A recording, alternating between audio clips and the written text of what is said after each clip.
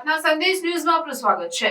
ખેડા જિલ્લામાં નડિયાદ મરીડા ભાગોળ તરફ જવાના રસ્તા ઉપર મકાનનો સ્લેબ ધરાશય થયો। નવનિર્માણ થઈ રહેલા મકાનનો સુલતાન પાર્ક સોસાયટીમાં સ્લેબ ધરાશય થયો। સ્લેબ ધરાશય થતાં 4 લોકો દબાયા હોવાની માહિતી સપાટી પર આવી છે। 2 લોકોને હેમખેમ બહાર કાઢવામાં આવ્યાનો ફાયર બ્રિગેડે દાવો કર્યો છે। હજુ પણ અંદર લોકો દબાયા હોવાની આશંકા છે। નડિયાદ ફાયરની ટીમ અને નડિયાદ ટાઉન પોલીસ ઘટના સ્થળ પર પહોંચી છે। ફાયરની ટીમ દ્વારા તમામ કાટમાળ ખસેડવાની કામગીરી હાથ ધરાઈ છે। રિપોર્ટર પ્રતીક ભટ્ટ, પ્રાર્થના સંદેશ ન્યૂઝ, નડિયાદ।